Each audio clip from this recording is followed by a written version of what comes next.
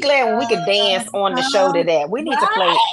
We need to gotta play get that out some loud space on the between show. us and our cameras. Yeah, I know, right? It's Y'all like got making it walls work. behind us. I'm gonna fix that. I'm making gonna it fix work. that in post. Don't worry.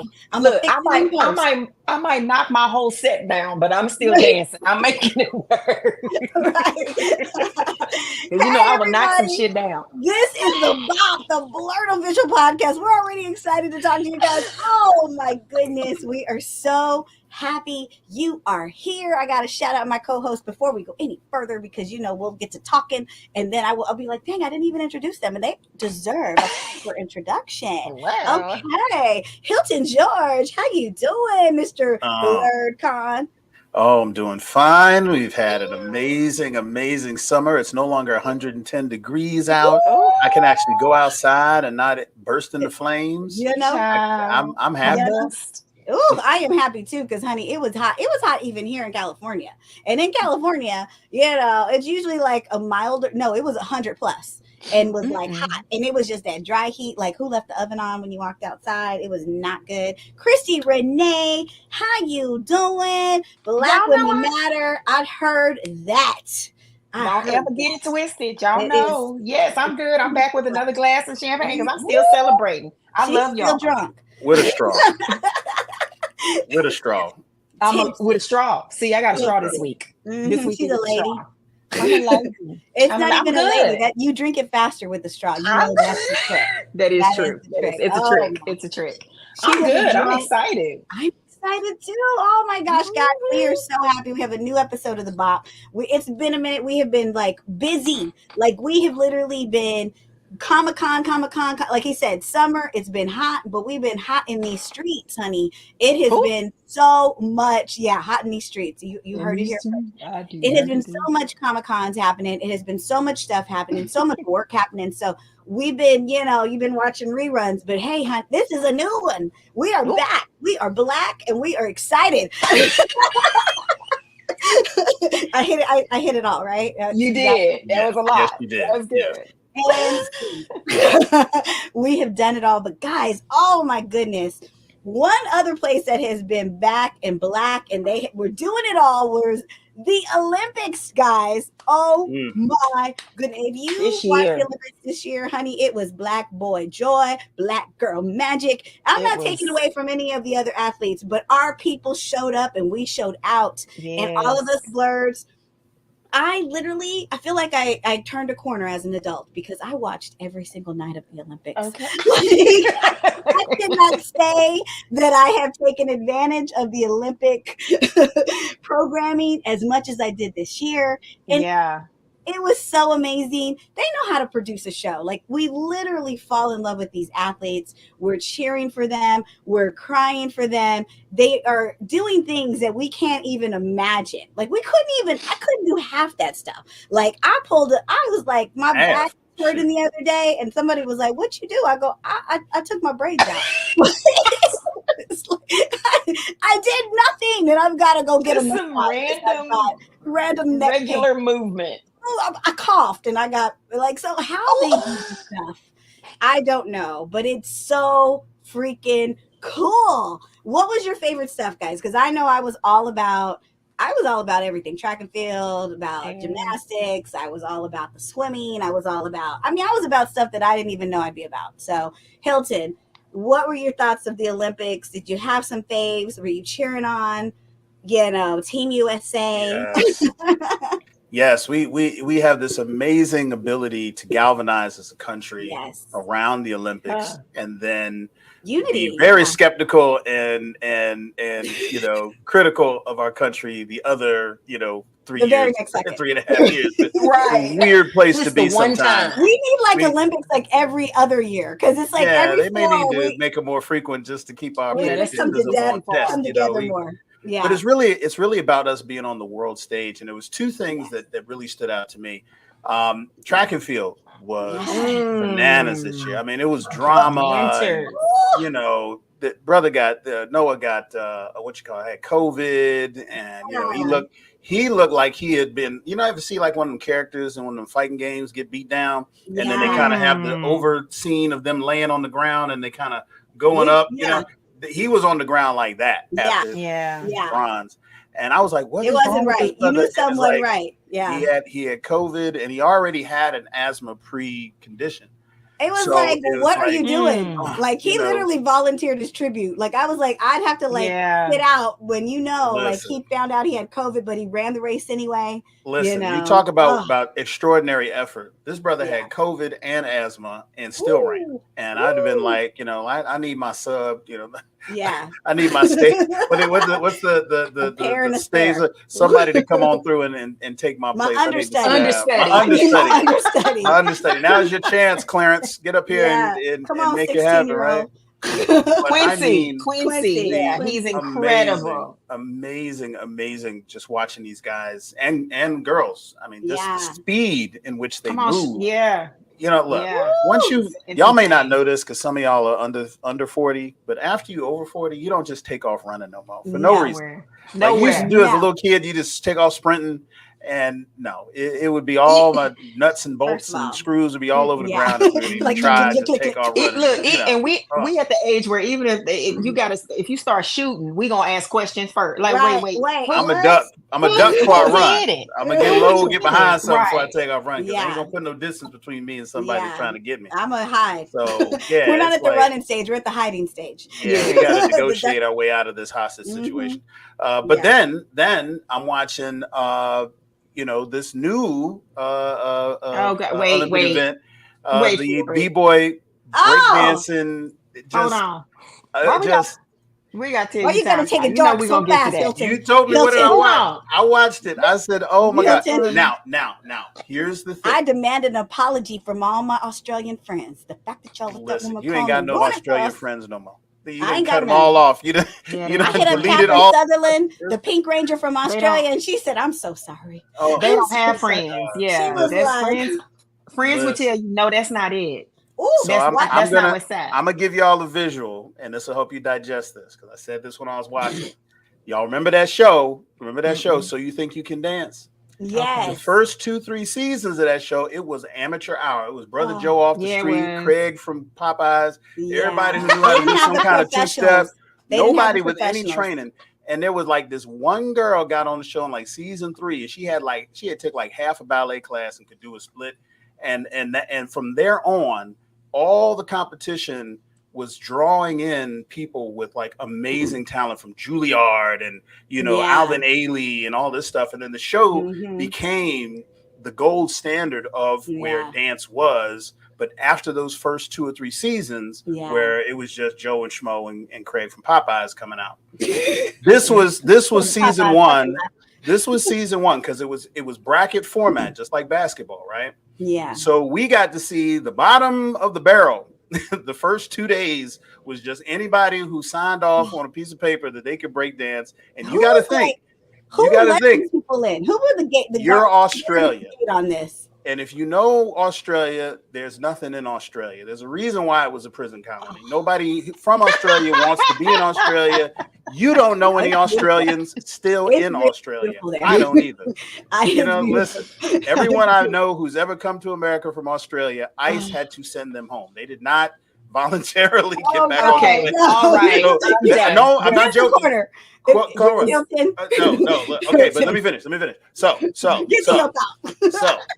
friend, imagine you are in Australia, a country with 3 black people, one Aborigine. It's true. No b-boy culture. But now all of a sudden there's this new sport that has to have a representative. And you get this PhD doctor in hip hop movement or some whatever her credentials are. Some that they you don't know what b-boying is. What do you know? You're a new department in a new sport. You ain't even got a gym yet. You ain't got t-shirts. And she says, I'm a movement person, and I feel that she probably doesn't want to sign up. Hilton, you can't talk no more. Be quiet. I've been in Australia in the last 3 or 4 years, right? Australia has culture. There is a huge Asian community. Black people are moving there. It's not like I'm saying, it's not like Brooklyn. Like it's not the boogie down Bronx where this stuff, it's not LA, South Central where this stuff as long as they got spiders 18 inches long, it never will be.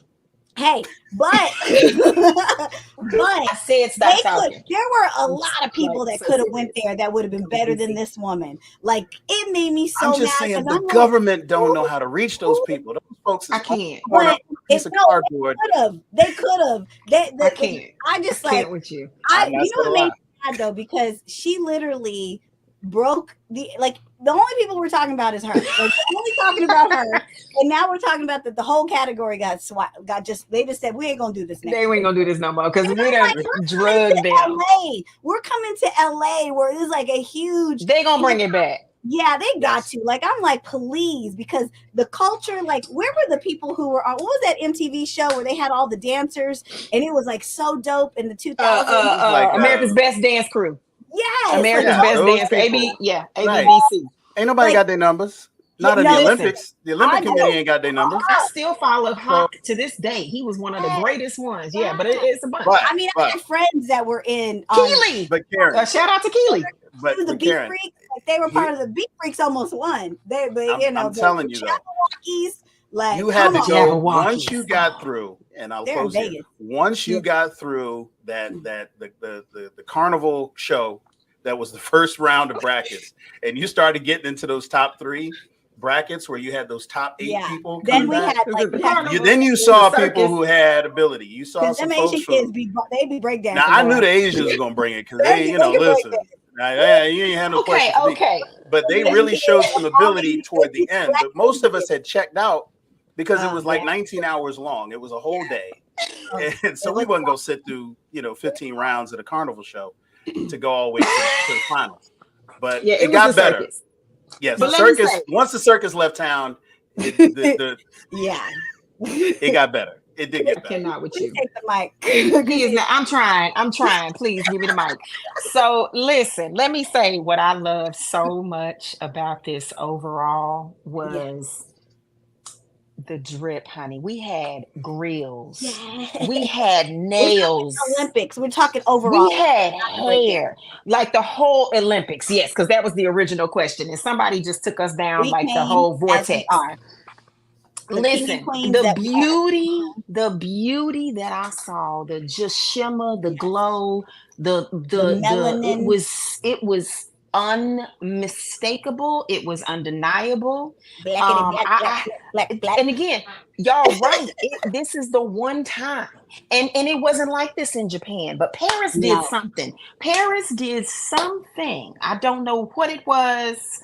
But with Snoop and Flavor Flav all over the damn place, Snoop and Martha together, like all of the things. Like we got a cultural experience that was just phenomenal. It was a phenomena. It was again every beauty. Somebody did a compilation video, baby, of the beauty of some of these treks. These men and the women and I almost came out my skin. I was like, I don't need to be looking at men like this, and I'm married.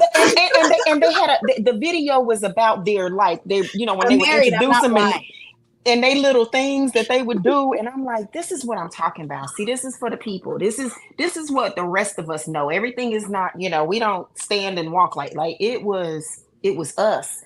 It was who we are. It's where we come from. You felt the roots, not the roots, but the roots. Of who. It was beautiful. Listen, that's what I enjoyed the most. I love seeing people put things together and go, it's a lot to talk about. I mean, again, to see the podium bow, from with Simone and Jordan bowing, that whole thing, you can't buy that shit. Like that was it was iconic. Did not know that was the first time that it happened too. All black women, all black podium. Yeah, never happened before. Never. It's like, in the hundreds of years. So they had to come for it. Yeah. Of course they did. And gymnastics, my favorite. I have to, before we get to that, them coming for our girl, Jordan. Yeah. I got to give it up to Sha'Carri Richardson, who went to Carter High School. My high school. Went to Oak Cliff. She's an Oak. See, Carter they produced a Power Ranger. There we go, y'all. Many NFL, NBA stars. Now we got a track gold medalist. Let her get it out. Yes. Yeah, we gotta let It's not people. Oak Cliff, USA, though. I'm about it. I'm about it. I love it. Dallas, Texas. What? That's we what's were up. in the house. Yes, guys. But getting back to our girl, first time we had an all black podium. Even my white friends are outraged that they are coming for Jordan's medal. Yeah, like, they are She's people fire. are like, what is happening? Because this is the thing. Like, I don't even blame the Romanian people, because I mean, if you got a challenge, then challenge. Like, right? Because this is what sports do. It's always like there's always a controversy every time we have a sports thing, right? But it's like, y'all, they challenged it, y'all accepted the challenge, y'all changed the score, y'all gave them the medals, y'all did all this stuff, and then like a week later, you want to accept another challenge and then say, "Oh, we're going to take her medal away." Like, I'm not aware that Romania put a second challenge out there. I think that the Olympic Committee just came to it on their own, which makes it worse. Well, they challenged it. No, they did. But this is the funny thing. They challenged and said they both deserve medals because you guys. We just giving out shit. But listen to this. They said you guys made the mistake, and this is what we feel the mistake was, right? And so there was one girl who didn't step out of bounds, but they penalized her for stepping out of bounds. But you can look at the tape; she didn't step out of bounds. And if that would have been the case, she honestly would have been she'd have been the third place winner. She ended up being fifth. Then the other girl who was fourth, obviously when they did it, she was fourth. Jordan was like whatever she was. And they were like, oh, Jordan even didn't get her extra point because of the level of difficulty. So then so it's just like, who are these? Like, who are the judges? Who's the committee? It's all the committee's mistakes. And it's like, these girls are young, 20-year-old, young girls. And y'all are putting them like, I forget the other what's her name? Ali Rosserman or whatever. She's the one who was on the Olympic team a few years ago. She said, this is so cruel. Like, this is the cruelest thing I've ever seen where y'all are doing to these young women. Like, you gave her the medal. The thing is over with. And now you're going to take it away and say you need to send it back. Like, this is so cruel. And it's not their mistake. It's yours. The only people who are at fault are you, the people in charge. Like, that is what's so crazy. And you're right. That's the crux of it. Yeah, conspiracy. The crux of it is that if you just peel away all the challenges and all that bull jab, you ask yourself the question: did she do a performance of the level of difficulty that would have given her third place and the bronze medal? Right. The answer is yes. Yes, she did. If a challenge is necessary to do that, did it come in time based on the rules? The answer is yes. Yes. Then there's saying it came in 47 seconds. There's nothing else to talk about. That's it. No, we're done. You can say it's a technicality or a bad call or somebody who's in fifth. She's not even in the mix. I'm not even gonna put her in the discussion. That's unfortunate. It that just gets so confusing. We're just talking about this one right here. Yeah. If you know enough to be able to establish those basic facts, this person did a performance that was on a level that gave them a correct score based on what they did and executed it to that level. And by the point system in which we judge these things puts that person in third place, which means the bronze medal, that there shouldn't be any other discussion, because that's y'all's mistake. Y'all are the ones that didn't put her in the right category to begin with, which is why there had to be a challenge in the first place to even get her to switch out the bronze for, the third place.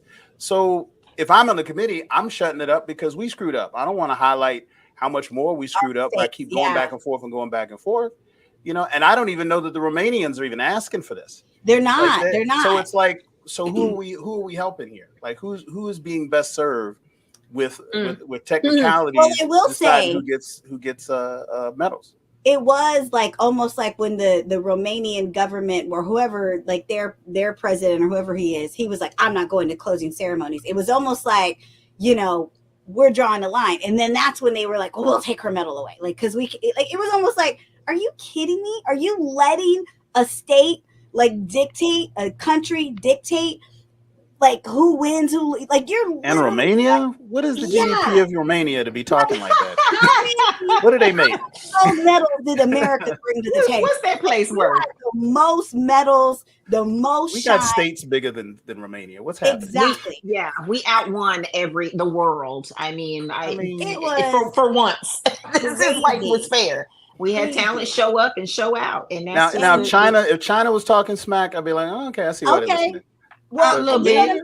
Yeah, because the fact like they're like a vital competitor, like it's like they own the diving, like they own some things, but it's like, no, are you kidding me? And it wasn't Nadia Comaneci. I mean, it wasn't like, come on. Exactly. That's y'all's claim to fame. I get it, and I respect that, but it's just, but you know what? This is what it's interesting because it comes on the heels of a constant attack. Here we have a Simone Biles coming back into the games after having made her point about Black women and mental health. And I need a moment.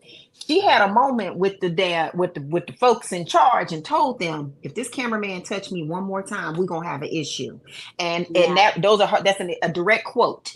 She had it. So there are little nuance, little things that are happening where they're getting, thorns in their sides. And I just feel like when you consider all things considered, this looks like one of those big thorns in somebody's side that it's like we can't just openly outright attack Simone Biles for what she, for the world of gymnastics, for the Olympics, for whatever, but we can get y'all. We'll find a way to get y'all, and other people can suffer for it. And it just feels so incredibly unfair and unjust, but we're not surprised.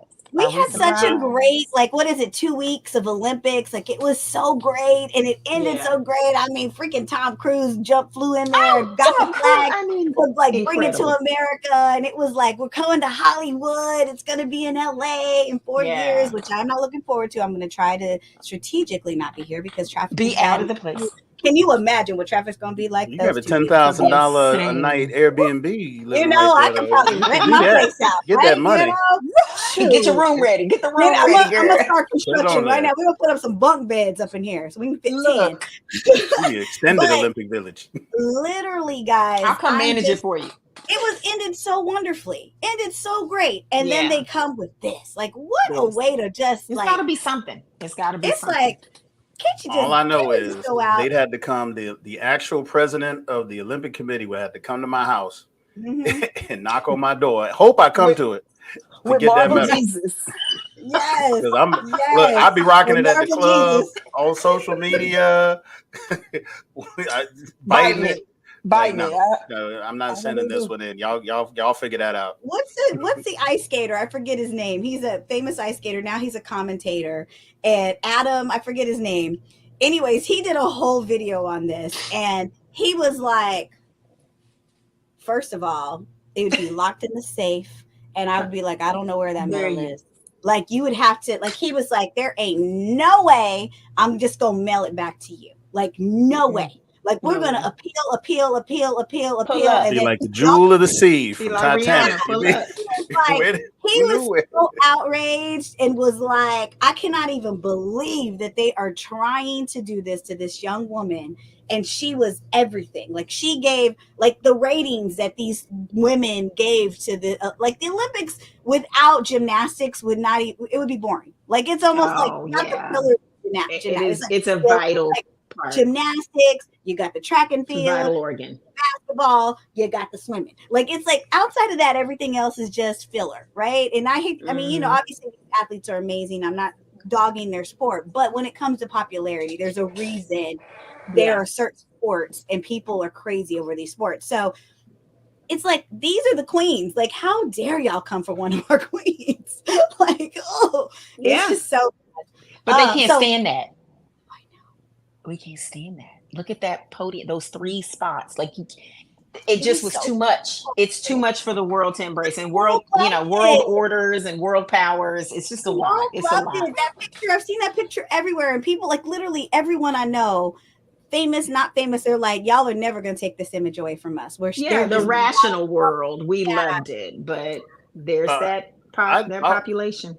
I wanted to make note of something else that struck me as ironic, and I hadn't seen anybody else with this take, so maybe I'm crazy, but you guys tell me. How ironic is it that Sha'Carri she got disqualified for smoking weed for last Olympics, and then this year's Olympics is sponsored by Snoop Dogg. Like, how? And then they made the torch look like a spliff. I'm sitting there like, I'm kind of like the irony of the superimposition of these two, Yeah.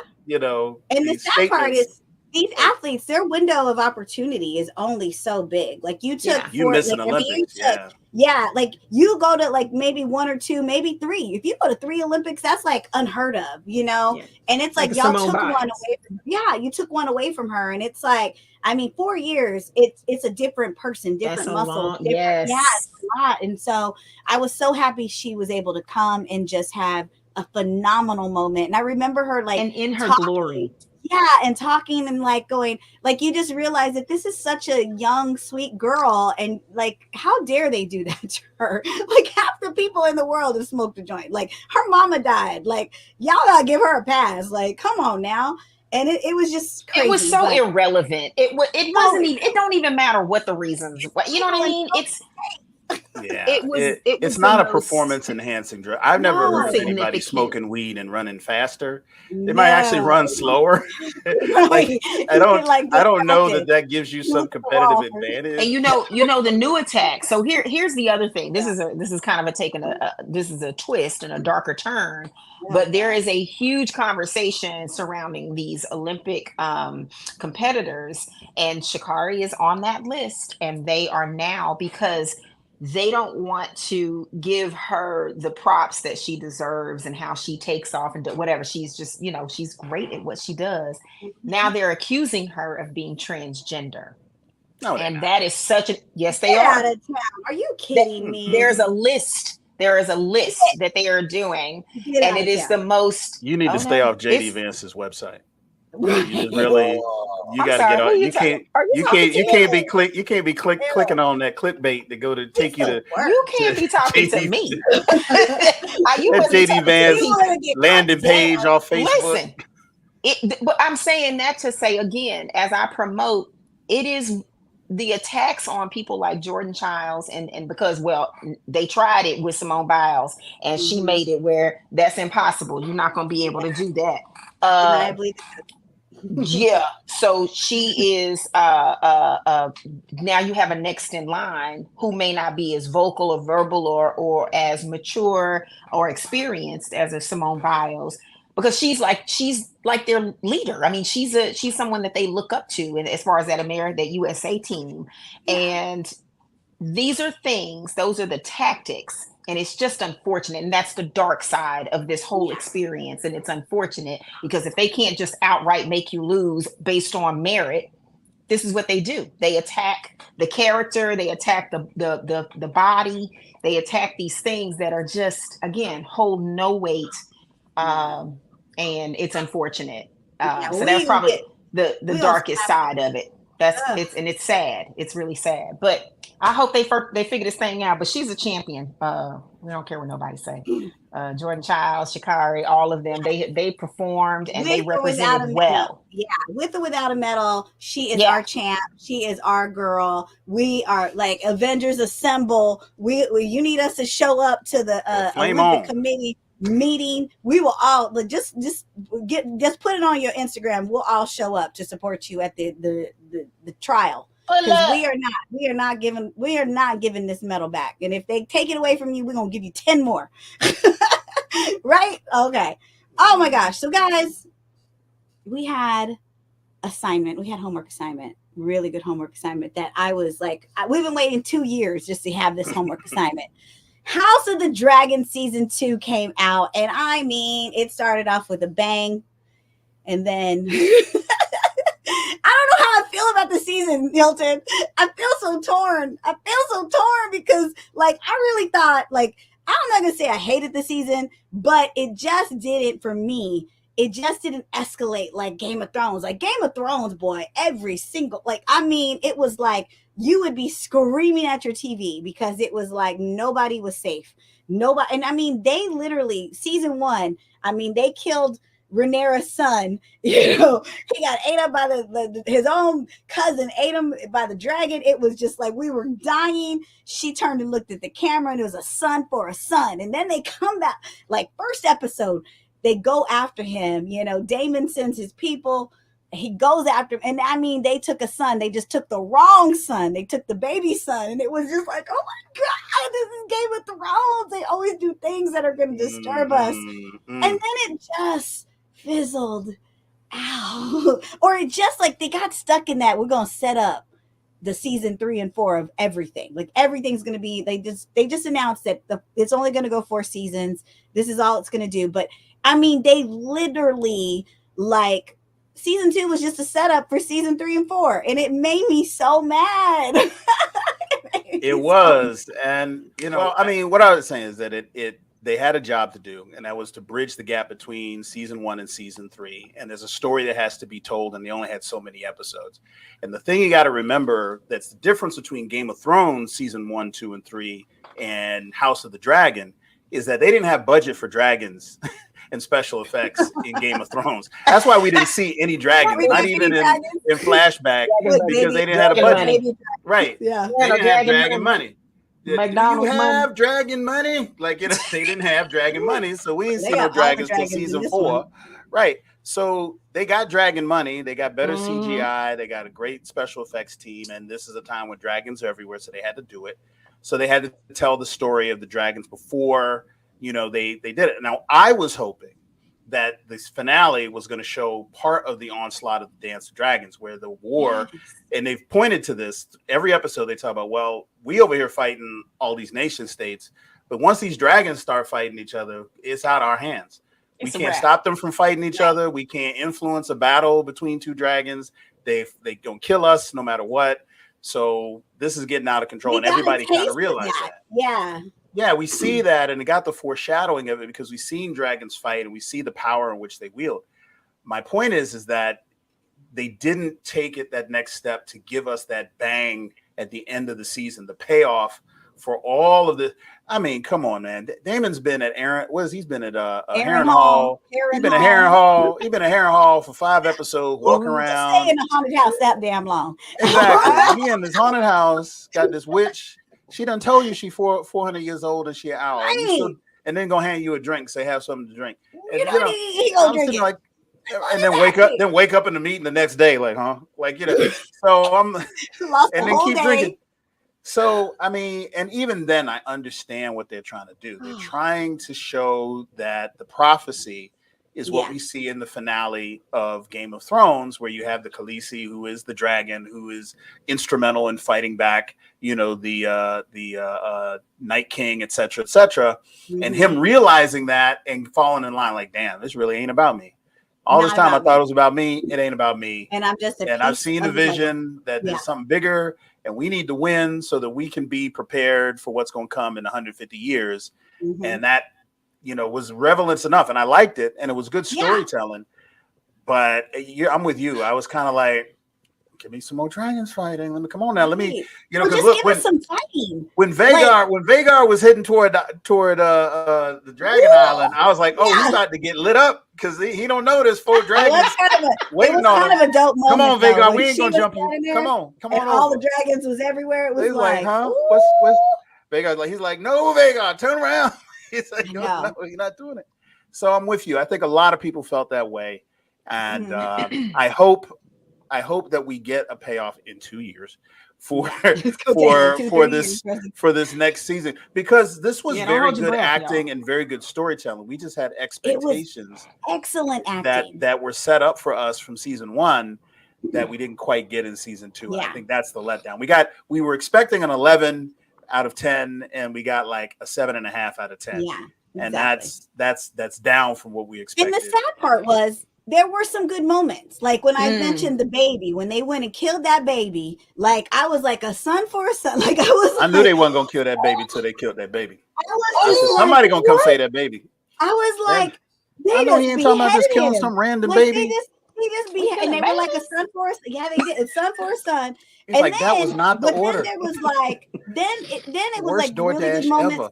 Yeah, when his brother, like when they go, and you know, the king shows up on his dragon, and you're like, what is he doing there? Because his ego and all this, and then his own brother, like, he goes, Vicaris, and you're like, oh, he's about to burn his own brother up, and like was gonna kill. Like, and it was. And he was shocked.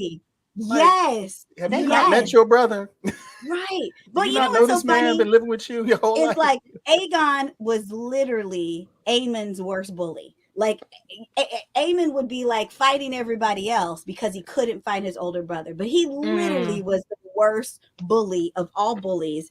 And it was just like, I knew right when he looked at him, I was like, oh, he about to burn his own brother. Like, this is the Game of Thrones I like.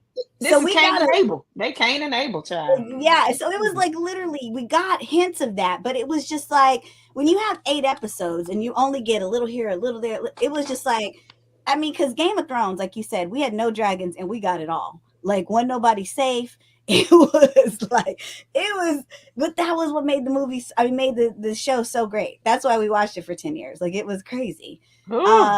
Christy.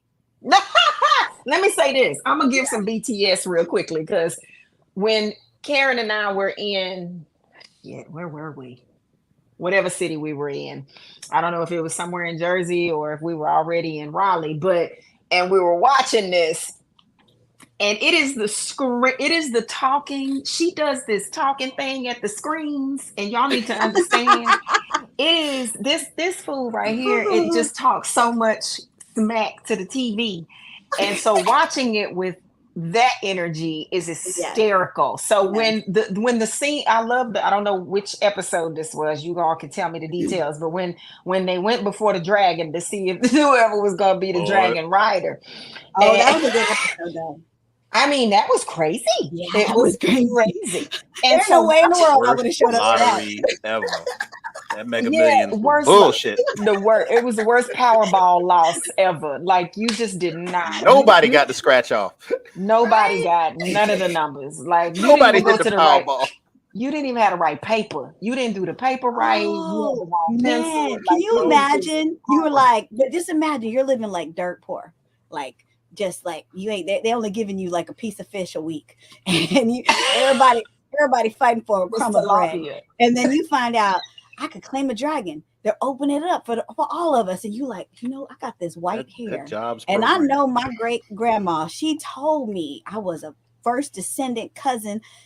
Ain't nobody else in my neighborhood got white hair, but I got it. I'm gonna go because if I claim this dragon, my whole life changes. Yeah. And then you show up and it's like 80 other people. You like, hold up. Where y'all come from? There's only 2 dragons. Like, what? There's competition? Like, I would have walked out right there. Sister Renee marched all of them out there at the same time. Listen. she called the dragon and said, all right now.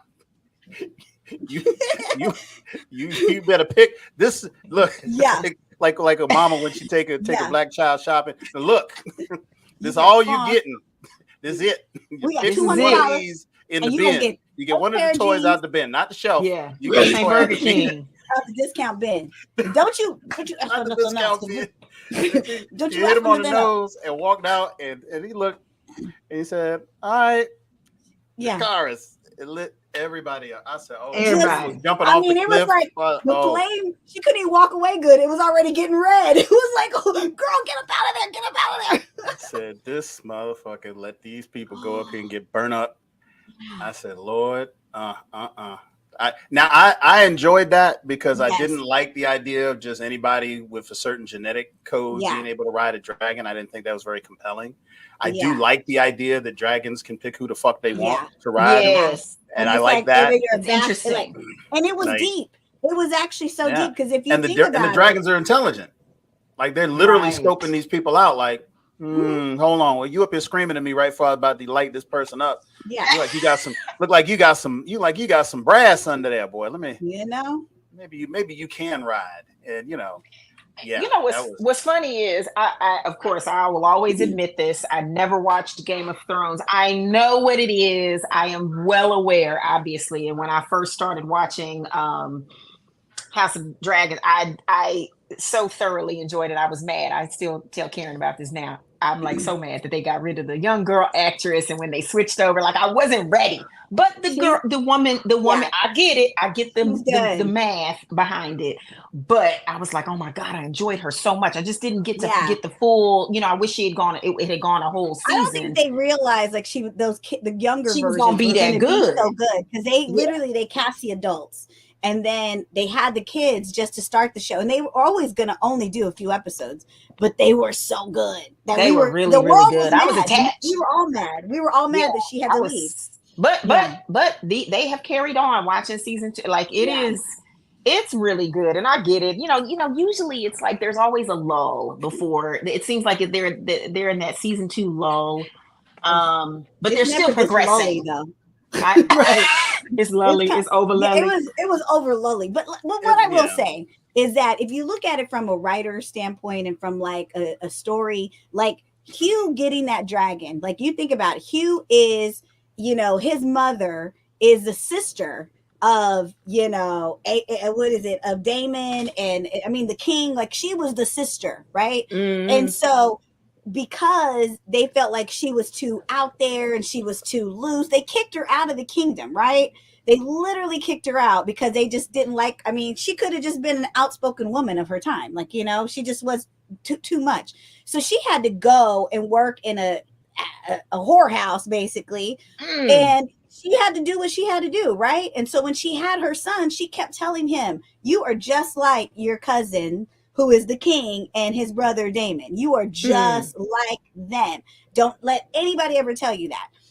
So the dragon he ended up getting was his grandpa's, the one that kicked her out. So how poetic is that? That when he goes and they burn, the dragon's burning everybody up. Come on, and so he's burning everybody up, and the man who ends up claiming that dragon was claiming his grandpa's dragon was the illegitimate bastard son that he did not even claim. So imagine that, our grandson, so that's like so poetic. So well, see, I knew he wasn't going to die because they had done so much build up and backstory of him that we were getting invested. And if he had just got off, I'd be like, well, that was a waste. But you're right. It's this, this idea of it's a cultural shift within that universe, right? Within that world, because up until then, it was like you had to be of noble birth, you had to be Targaryen or Valyrian to ride a dragon, and it was part of what made you noble is that you had this ability.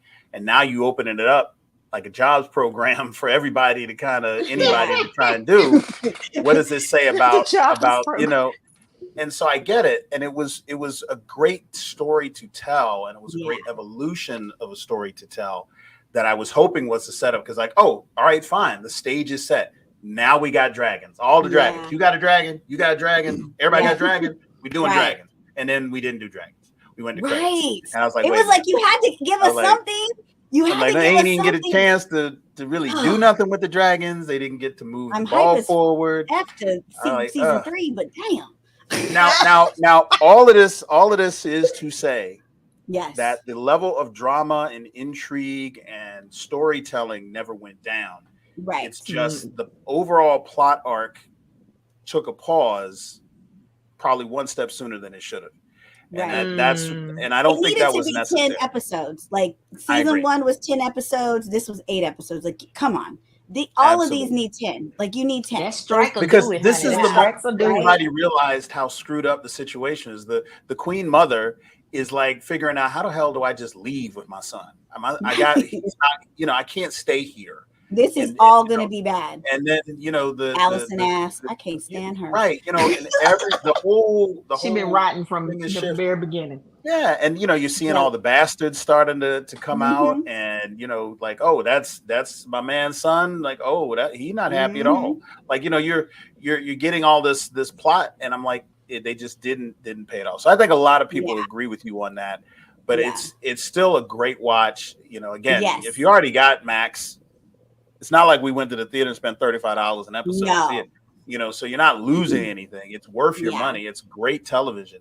It's just now we got to wait 2 years for them to come pick up the story and figure out what the hell is next. So and you know what though, I will say I loved because like you said, there was this whole story of Corlys, who was like the sea snake, because what they his nickname is because he's such a warrior on the sea. And then you had the princess that never was, his wife. And then at like episode 2 or 3, we're like, oh shoot, he got illegitimate kids. He was on that boat just cheating, right? And then right when we find out that he was cheating and she find out that he was cheating, like she like, oh, there's two boys that look just like, and then she's like, oh, you looking like your daddy. Right. Look at your boy, look like your daddy. Right. And then she goes, I have to go fight. I have to go fight for Rhaenyra. And she ends up dying. And you're just like, oh my gosh. And it's just like, we lose a character. That was one thing I did like. We did lose a character. But because of that, you know, he comes and he starts trying to like bond with these two illegitimate sons who like he has not paid no attention to. But the fact that he lost his other son, he's lost his daughter, and now his wife, now all of a sudden he want to become, you know, go help them and be their friend and like, you know, and then one of the sons, Sea Smoke was like, hey, I want you. And so he's like, oh shoot, they're like rising up, you know, with or without me. It was such a cool moment when finally that one son who he has it out with him and he's like, I don't need your help. Like, do you know what starvation does to a boy? Like, do you know? And here you are walking around with the kids that you claimed and just living a good old life and didn't even look at us. Like it was just, and he goes, the Miss Sophia speech. Yeah. All my life I've had to fight. You know? So like, that's why I say, yeah, it wasn't a 10, like it wasn't a 10 season, but like you said, that 7.5 is real strong. Like there's like I know who I'm rooting for. I know who I'm rooting against. I know that's the setup. You know, I know who I like. I know who I hate. You know? Oh, but man, but I will say the final episode, it did have some good nuggets. Like when you see at the very end, when like everybody, like we thought there was going to be a dragon fight, you see like they had locked up the grandpa, you know, Otto was locked in some like jail. We're like, oh, that's what we didn't know he was in jail. We thought he was chilling somewhere on the island. This brother in a cage. Like, oh shit. Allison is walking with her hood. She's like, oh, we about to die. Like the daughter, the other sister was like, you found out she had that third eye and was like seeing everybody's future and was like, it ain't you gonna die and he gonna live and she gonna live and you can kill me, but it ain't gonna change nothing. Yeah, I love her. Oh, so I mean, it was like we got so much in that final moment, but it was just like, I just wanted to see a battle. I wanted to see somebody, you know, do somebody wrong. I wanted to see somebody tortured. I mean, you know what it always gives us? They got to drag it out. Left everything open. They left everything open. There was no closure.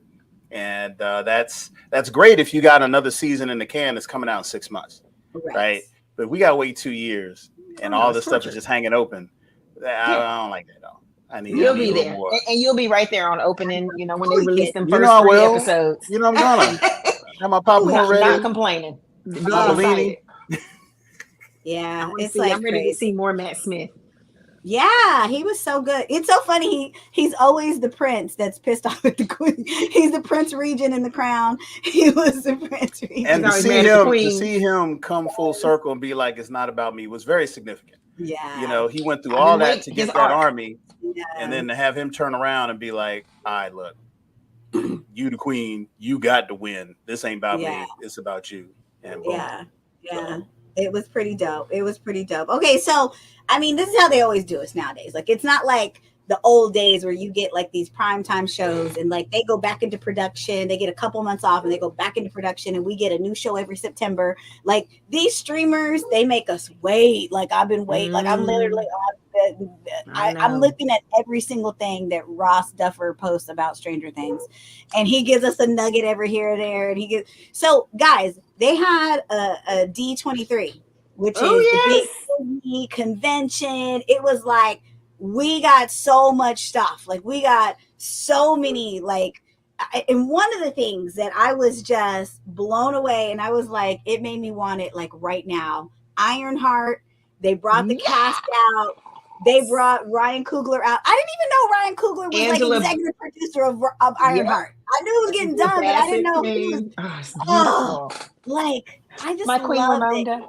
Yeah. I love that Kevin Feige knows what he has in Ryan Coogler. Like he's like, oh yes, here's the series. And I can't wait to see Ryan do his thing in a TV like Disney Plus, TV series where it's like we always get a movie. Like we got, Black Panther, Wakanda Forever, but it's like that's just 2 hours. We're gonna get like 8 hours of Ryan and like I'm excited. It's gonna be 8 to 10 hours of this Ironheart. I can't wait. But they had, first looks at Captain America. They had Moana. They had, all these great Disney, things. But Ironheart, Captain America were the two that I'm like, oh, because, I think Captain America, the movie comes out. It's like the weekend of Valentine's Day. So that's going to be the movie we're all going to rush to see after the con, wherever we are. We're going to go see it. But Ironheart, did you guys go crazy? I went crazy. Absolutely. I'm so excited for everything that I saw. The Captain America Brave World is going to be amazing. Having Harrison Ford on the board for that is going to be amazing. I'm really interested to see what they do with Ironheart. They changed. What we have to remember is that they changed a lot of the MCU trajectory when they moved from the Kang Empire, and now with the announcement of RDJ as Dr. Doom. I don't know what that's going to do. Okay, wait, I wanted to know how you felt because I had mixed emotions. Obviously, I was like, oh, but then I was like, dang. Oh boy, here we go. They did Kang like this. Like 2 minutes. You got 2 minutes. We drove him to drink, guys. We done drove him to drink. He went and got the gin. He got the gin. That's my drink. I had to do it. Okay, so how'd you feel? Because all of a sudden, here they are. They're going to bring Robert Downey Jr. to be money grab. The bad guy.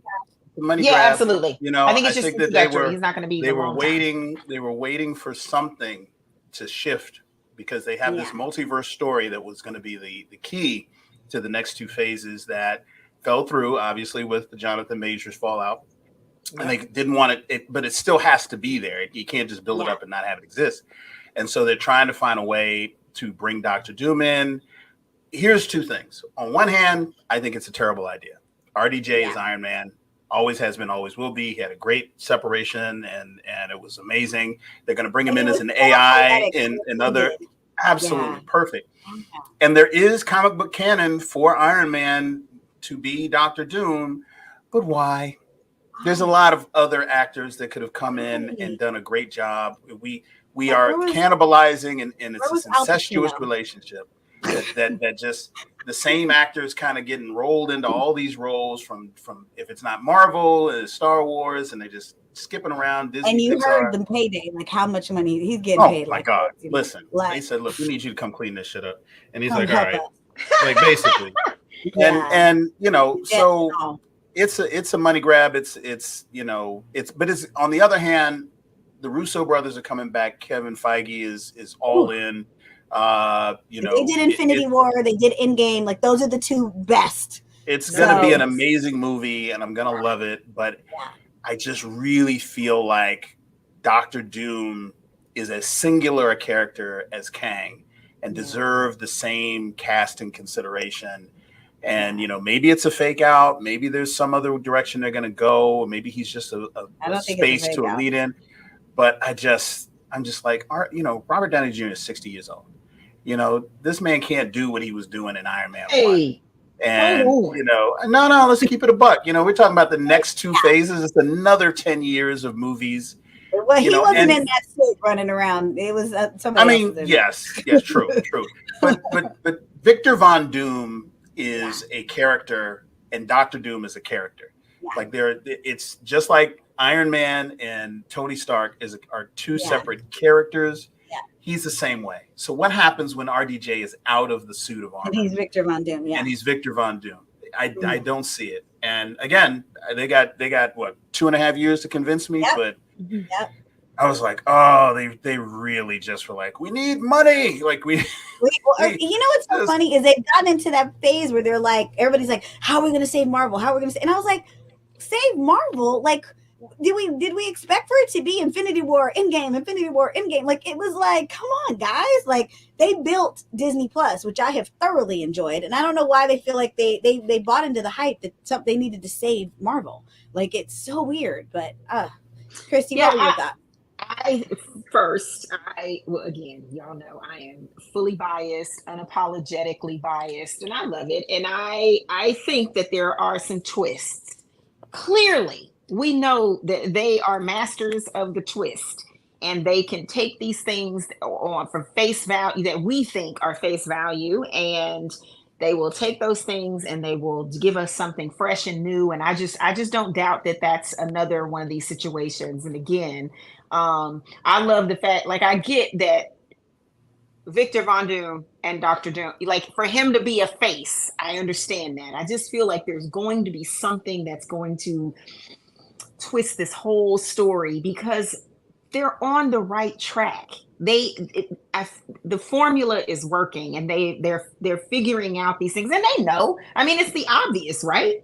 We know that Robert is Tony Stark and he's Iron Man, but with his face, he's Tony Stark. But we've also introduced, when you have a multiverse, when you have various timelines and people can be various people at any time. I mean, hell, I was saying this in the beginning when I first saw the reveal, Josh Brolin is both Thanos and Cable, and that's in the whole same universe. It's like, okay, it's the same thing. But again, I just think maybe we're going to get an opportunity to see how well they weave this tangled web of a story, and give us something, and it may be a torch passing moment, and then someone else is going to take that. But maybe this is a part of the hook, line, sinker, the bait, to get people invested, mentally, emotionally, have the conversations. It just keeps the fire going. And so,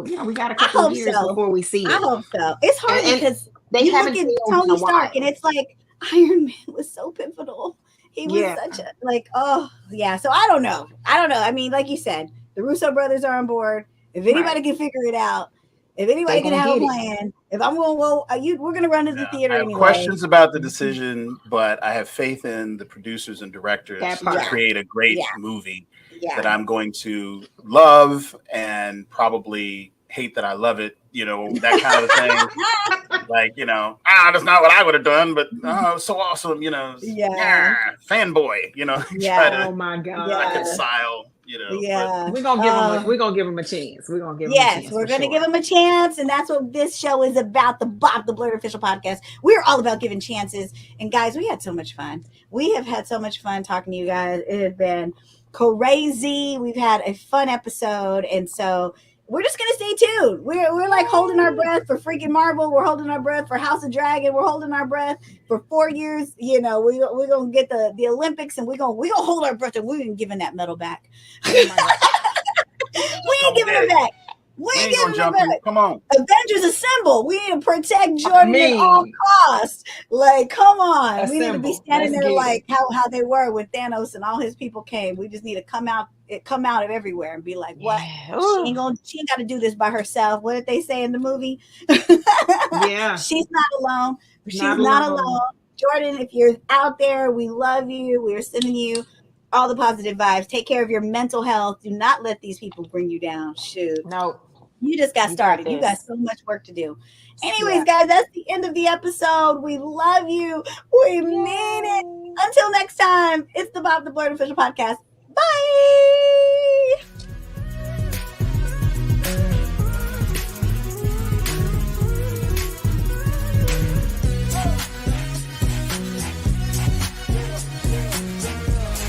Tune in every Tuesday for a new episode of the BOP, the Blerd official podcast.